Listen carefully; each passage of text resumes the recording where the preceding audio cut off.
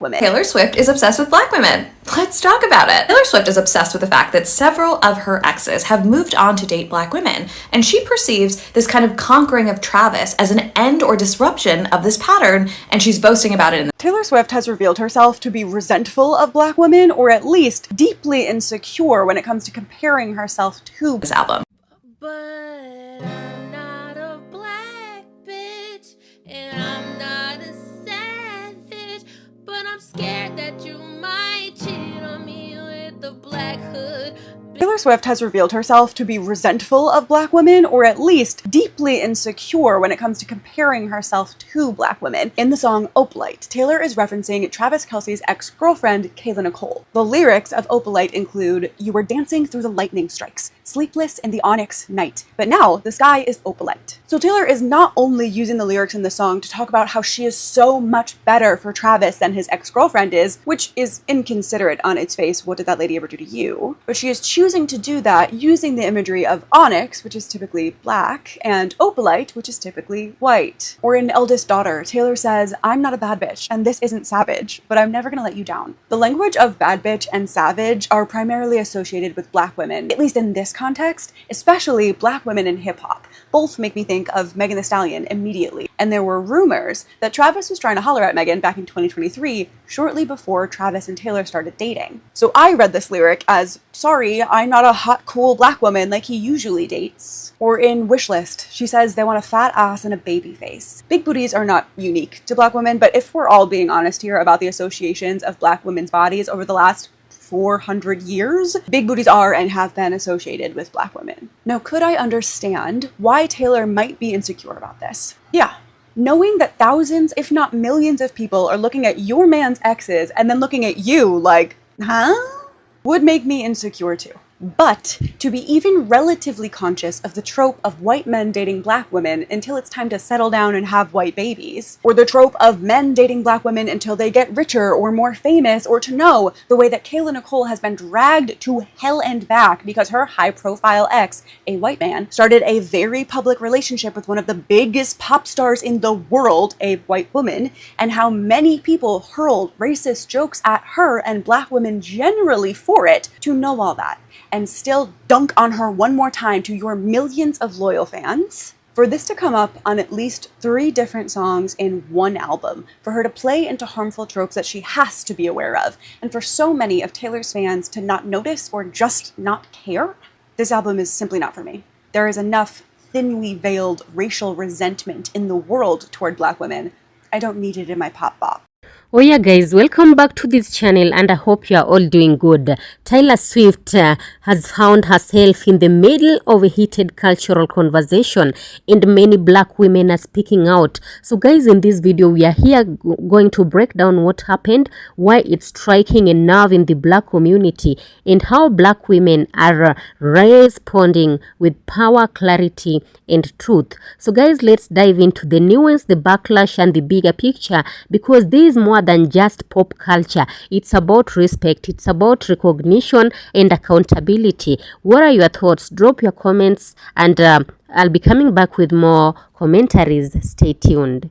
So I stopped listening to Taylor Swift years ago when I realized that she was mentally still stuck in high school. But in recent years, I did not revisit her music because she likes to date racists. And now she herself is aligning with a white supremacist pipeline and using her music as a tool to continue to perpetuate really nasty and disgusting stereotypes about black women. Because she's insecure, and therefore the rest of us have to deal with the consequences of the fact that she is dating a man who probably wouldn't date her under any normal circumstances, other than the fact that she happens to be super popular and she is a very wealthy woman. And now people are finally realized, now that her mask is off, that she is exactly who we all have been saying she was from the very beginning. And she's been hiding in plain sight for a very long time, pretending to be a feminist, to give a damn about very real issues impacting people who look like her and people who don't look like her. And she's been able to present this image of just being so helpless and being held down, boggled down by the industry, by her team members, by society for not allowing her to speak up and speak out. And instead of other white women holding her accountable, they continue to prop her up, refusing to have any sort of genuine discussion about how toxic and dangerous she is to the lives of all of us, but especially to the women who listen to her music. And now we're going to see the repercussions of that. Taylor Swift's new album is many things. Unfortunately, good is not one of them. I knew the album wasn't going to be good as soon as the title was revealed, but the promo pics made me curious, so I have listened to the album in full. And now, having listened to it, the album's problem is glaringly obvious. The problem is Taylor Swift is aging out of being a white girl. Before you scroll, let me cook. When Taylor was a teenager, she wanted to be a pop star, so her parents decided to take the country route. Keep in mind, this is the 2000s. Pop music was highly sexual, it was sleazy, and then you had things like bling rap. It's not a place for a little white girl. Country music, on the other hand, loves a little white girl, and she's blonde, they'll eat her up. So her family moved from Pennsylvania to Tennessee to launch her country career. That's why for the first several years of her career, she faked a southern accent. She was trying to fit in, seem authentic. Once the pop landscape started to change the late 2000s and early 2010s, that's when she started to transition to making pop music. And now to talk about white girls. White girls don't have sex. They don't know what that is. White girls they're cute, they're adorable, they're like dolls, they're precious, they have to be protected. Do you remember a couple months ago whenever parents would bring their kids to Sabrina Carpenter shows and then act aghast because Sabrina Carpenter, who is a highly sexual artist, was referencing sex on stage? Of course they were, because how could a short, cute little white girl who is also blonde, a blonde, cute little white girl, how could she possibly know what sex is? It's the assumption. A woman having sexual freedom and willingly engaging in sex is highly associated with blackness. You can see this most clearly when it comes to things like Disney and Nickelodeon stars. Miley Cyrus, she was Hannah Montana, all-American girl. And what does she do whenever she wanted to shed the Disney image and say, hey, I'm not just a little girl anymore? She releases Can't Be Tamed in bangers. Ariana Grande, another cute little white girl. What does she do whenever she wants to shed the childhood image? She releases Dangerous Woman in Sweetener. They would do things like hang out with rappers. They would incorporate black music styles into their own music. So that way whenever they'd be sexual, it's like, oh, I'm not just a little white girl anymore. And over time, they would drift away from that because that wasn't who they authentically were. They were just using that as a way to escape the chains of being a white girl. Taylor Swift has never had to do that, and why would she? She makes being a white girl so fucking profitable. And the thing about Taylor Swift is that being a white girl is not just profitable for her, it's her entire brand. Because she's just, like, so awkward. And whenever she dances on stage, she's, like, bad because she's like, awkward. And she loves, like, cats and baking and, like, hanging out with her fans. And she would likely continue with this forever, except for one small problem. Taylor Swift is 35 years old. And it's not like she's showing signs of aging or anything, but the brand of being a white girl is very much being a white girl. What happens in a few years whenever she's 40? What happens whenever she starts to get wrinkles? Once you're middle-aged, it's not cute anymore to be awkward. So she's aging out of being a white girl, but she doesn't have a brand or really even a sense of self outside of being a white girl. Also, low-key, this is the entire key to her relationship with Travis Kelce, which is not going to go well, but that's a story for another day. And keep in mind, the world has been moving on. An artist like Sabrina Carpenter could not exist 10 years ago. There was nowhere in the pop landscape for her. For like a cute little white girl who's that sexual. It didn't exist. And then on top of that, things have been rapidly changing politically. So people want different things from women now. And The Life of a Showgirl is a testament to Taylor's inability to rise to the occasion. Like on the song Wish List. Oh, everybody wants bright lights and designer things and they want like a fat ass. But me, then we get to the chorus, but me, I just want to have all of your kids. I want to have all of your kids, and then I want to live in a house, and I want the driveway to have a basketball hoop in it for our kids. And Taylor's personal struggle between her being her own woman and her being a cute little white girl is really embodied by the song Wood. It's called Wood because it's in reference to Travis Kelce's, that. But the song isn't sexual at all, because the song isn't about sex. It's about a woman justifying the fact that she has sex. The song starts with her picking petals off of a daisy. Oh, he loves me not. Taylor portrays herself as being super insecure until Travis Kelce digmatizes her and opens up her eyes. And keep in mind, white girls cannot be sexual beings. It's not that she has sexual feelings, it's that a man came along and unlocked it in her. The curse was lifted. You see, you guys, it's not about sex at all. It's about love. His love was the key that opened my thighs. I don't have sexual feelings. I'm just a little white girl. Because this album is supposed to be her embodying her sexual energy, thus, Life of a Showgirl. But Taylor either feels unable or isn't willing or whatever it is you want it to be Taylor doesn't actually embody it. She doesn't explore it because the embodiment of her sexual energy would come at the expense of the brand of Taylor Swift. It's seemingly not compatible, or at least she thinks, or her team thinks, that it's not compatible. So she has to be her own fully embodied grown woman in order to keep up with the times, but she also has to be like a cute little white girl in order to keep up with the brand of Taylor Swift. And in trying to do both, she successfully does nothing.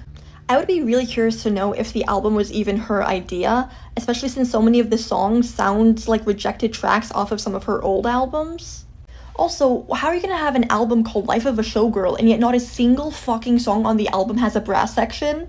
Showgirl music is big band, it's blaring horns, it's a hell of a lot of fun, and it just did not exist on this album. Not to mention, none of the songs actually have anything to do with being a showgirl, and really not even the song The Life of a Showgirl. Like, she could have just used the word follies once and I would have been satisfied. But discussing why the music isn't good sonically is not really the purpose of this video. Hey, so if a black woman or a person of color is telling you that something is racist, something is microaggressive, something is not sitting with them the right way, that is not the time for you as a white person to open your mouth and say, actually, no. Yes, I'm talking about Taylor Swift. I'm talking about the critiques surrounding Taylor Swift. I know we're tired. I know it's been talked about ad nauseum, but I do think this is really important and it's something that we should continue to talk about. So one side of the criticisms about this album are related to stylistic choice, vocals, musical composition, right? People can have their opinions on that. What I want to talk about is the critiques of the lyrics, and specifically the way people are critiquing the racist and microaggressive undertones that are within the lyrics. And a large majority of the people calling that out and noticing that are black women and people of color. And I am seeing white women like myself commenting back on a lot of those critiques saying, but she didn't mean it in this way. And you're reaching and you're looking too far into it, and it's not racist. Like, how could she be racist when in her music video she surrounded herself with people of color and she endorsed Kamala Harris for all of these people are making excuses like this for a person that they don't even know. It's so wild to me. When a black person or a person of color says that something is racist, that is not when we go, hey, actually, no. We have to sit with that and reflect and go, why didn't I think of it that way? How can I do better in the future? How can I call this out? How can I, etc., etc. There is work that has to be done. If your first instinct, when a black person or a person of color says something is racist, if your first instinct is to say actually or but, there is work that needs to be done. It's so disheartening to me to see people defend this album and defend a billionaire with their whole fucking life when there are so many other people that energy could go towards, particularly people of color. Like, people of color are being unalived. They are being abducted in the streets. They are abroad and domestically are experiencing violence on insane levels. And so many people have not had the energy or the intensity in speaking about those things. But when it comes to Taylor Swift, they are fighting for their lives in the comment section. We should be fighting for our lives in the comment section when it comes to trans people, violence against black people, immigrant rights, Palestine. These are things we should be fighting for our lives for in the comment section. These are things we should be going out and protesting, rather than like going and defending a white billionaire who you've never met. Anyway, this is the last show I'm going to say on Taylor Swift because she doesn't deserve my time, energy, the space on my phone anymore, because it just makes me so fucking grossed out the way people are invalidating black women when they say something is racist. It's so like, white women, we need to have a chat like us and stop relying on black women to do all of this work and hold all of this burden for us to then go back and invalidate them. We have work.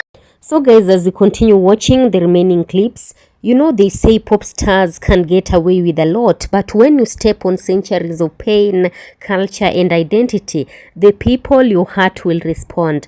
Taylor Swift has long been beloved by many, but in recent years, she has repeatedly crossed lines. So some black women are here and they are now refusing to stay quiet. Even I was scrolling through the social pages, the comments were just the same as what these people are saying. So that is why in this video we are exposing Tyler and how she has messed with the black community, especially black women, and how they are rising up, calling her out, holding her accountable. So guys, let's get into this video, then I'll be coming back with more commentaries. Taylor Swift has the fame and popularity that she has today mainly for two reasons. Number one, she's a mediocre white woman. And she reminds other mediocre white women in J-Lo that not only is mediocre okay, but it can get you very far. And I know what you're going to say, oh my god, but she's an amazing songwriter. Think about it, I'm going to hold your hand with a napkin in between when I say this. She's been writing about the same thing for 20 years. If I were writing about the same thing for 20 years, I should be pretty good at it too. I don't And not only has she been writing the same album with different font for 20 years, but nothing about her has improved. Her dancing is still the same as it was 20 years ago. Again, she's writing about the same thing. She literally has not improved in any way in her career. And why is that? Because she's a mediocre white woman and y'all will praise her for being a mediocre white woman. She knows she doesn't have to do anything more. Whatever she does, whatever she puts out, y'all are going to buy it. Number two, and I know y'all are not ready for this one, but ready or not, here I come. Y'all still see her as a little girl who was bullied by the big scary black man on the VMA stage in 2009. Now, friendly reminder, multiple things can be true at once. Kanye was dead the fuck wrong for doing that in that moment, and at the very same time, y'all have been infantilizing and coddling this woman since it happened. That's also why y'all feel the need to constantly compare Taylor Swift to Beyonce, because in that moment, Kanye was praising Beyonce over Taylor Swift, and so since that moment, y'all have felt the need to protect Taylor Swift and defend her virtue and prove why she deserved that award and other praises over Beyonce, and have never let Beyonce know a day of peace, even though number one, Beyonce was mortified in that moment and did not want Kanye to do that. And number two, when Beyonce was on the stage, she brought Taylor back on the stage to give her her moment. Thank you for coming to my TED Talk, and if you disagree with me, I could not give a fuck less. Hope this helps. This man ever loved Kayla Nicole, because if he did, I think he would have asked Taylor, please take those lyrics out. I'm not a bad bitch. I'm not a savage. I just wear glasses. The glasses part I put in there, but it's crazy to me that not only does that not necessarily singularly apply to Kayla Nicole, it's partially due to some of the racial undertones. I think it could apply to a couple of her exes' new wives, right? So this is Zalwe Ashton, who's married to Tom Hiddleston. This is Vicky Hope, who's married to Calvin Harris. And they're not married, but allegedly Harry Styles is still trying to win back Taylor Russell. So it doesn't singularly have to be about Kayla. However, the kind of like bad bitch energy, which oftentimes you think of like bad bitches in reference to pop culture being like rappers, or particularly black women, or female rappers, particularly black women, or the concept of savage used more colloquially would be like Beyonce, Megan Thee Stallion, Rihanna. So it's giving she's a cheerleader and I'm on the bleachers, which, how old is that song? How old were you when you wrote it? How old are you now? Like 35? You're 35 and we're still on the bleachers? You really did never leave that spot. Which, mind you, she won. She fucking won, right? Like, Kayla really doesn't talk about her. She got the boy in the end. Like, they're engaged. Great rock. Shout out to her. In the caption, which I thought was a little, I don't know, I felt it was a little flat, but like, your favorite English teacher and your football coach are getting married. You are living out your dreams. Why would you judge this back up? Why would you go after?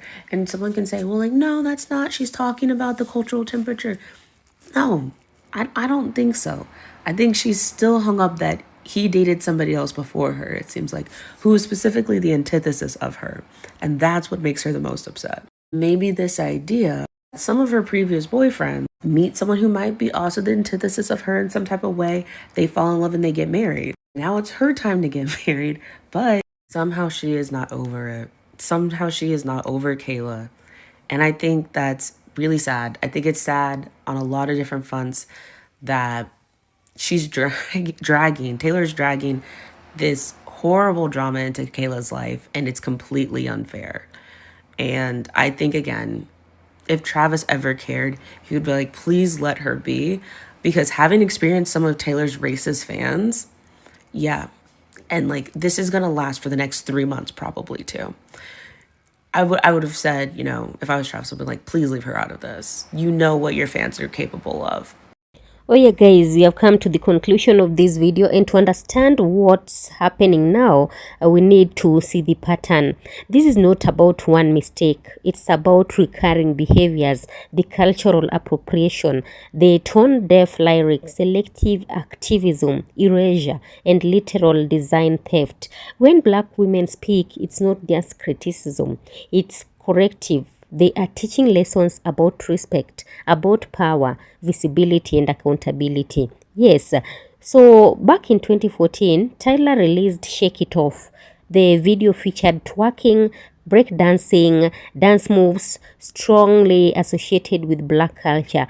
Critics pointed out that when Tyler does white dance styles, ballet, cheerleading, it feels natural, seamless. But when she attempts black dance styles, it feels forced, performative, a moment of spectacle. And one writer put it plainly, that when you intentionally culturally appropriate, you deserve to be criticized. That misstep wasn't erased by time. It's part of the track record. Tyler's issues aren't just about performance. They are also about creative ownership. In 2020, a black entrepreneur, Amira Razul, accused Tyler's team of copying her brand's logo design for folklore merchandise, specifically the use of folklore and design styling. Once Razul called it out, Tyler's team backpedaled. They removed "they" from the merchandise, acknowledged the harm, and Tyler donated to the Black in Fashion Council as a gesture. That's a rare instance of a course correction, but the fact that the misstep happened at all shows blind spots. So one of the biggest charges leveled at Tyler is that she practices a form of white feminism that centers white women while sidelining women of color. Case in point, when Nicki Minaj criticized the MTV VMA nomination process as ignoring the contributions of black women, Tyler misinterpreted it as a personal attack. She responded on Twitter, "I've done nothing but love and support you. Maybe one of the men took your slot." That response minimized Minaj's critique of structural bias and reframed it as a personal grievance.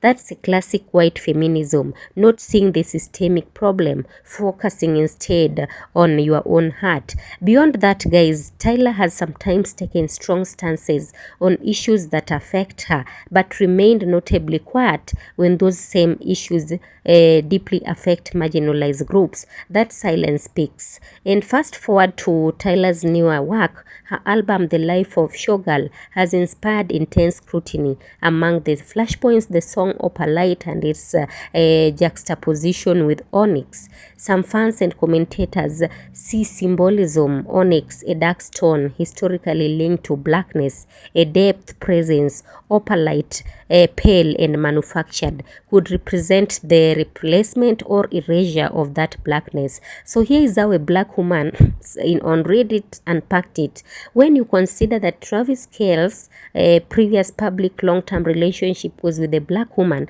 the symbolism takes on another layer. Yes, so these aren't accidental coincidences to many critics. They are part of a larger pattern, lightening, replacement, erasure. So it's so easy for pop stars to dismiss criticism, but black women are not sitting quietly this time. They are calling out Tyler's missteps in public discourse on social media, writing essays and threads that disconstruct her lyrics and symbolism, refusing to let apologies or edits alone suffice, demanding a structural change, amplifying voices of black creators she is harmed, whether in design or cultural space. This is not cancel culture. This is accountability, self-preservation, and cultural defense. So some viewers ask, why focus on black women? Because they are often the first to feel the sting of racism and sexism, misogyny. They occupy precarious terrain. You know, when a Beyonce, an Angel Davis, or any black woman speaks, she speaks from multiple vantage points of race, of gender, of history. To ignore that voice is to perpetuate erasure. So when Tyler steps on black women's bodies, symbolically or literally, the response is not overreaction, it's overdue. Taylor Swift's fans will call this storm overblown, or she's human, she made mistakes, and yes, humans error. But what matters more is what happens next. Do you listen? Do you learn? Do you change, or do you keep operating as thought hurting a people has no consequences? Black women are issuing lessons now. This is grace with clothes. This is persistence with precision. If you want to be an ally, start by listening, start by reading, start by acknowledging the harm and doing better, because people aren't just going to let it go. So guys, if you found this value in this breakdown, drop a comment below, guys. Tell me which incident resonated most with you, and how do you think Tyler should respond next. Thank you so much for watching. Of course, all credit belongs to the original creators of the video. This video is meant for educational purposes, commentary purposes, informatory purposes, and entertainment purposes. Don't forget to kindly hit that like button, share, and subscribe. Have a nice time, guys. Until the next one, let's keep holding narrative power to account.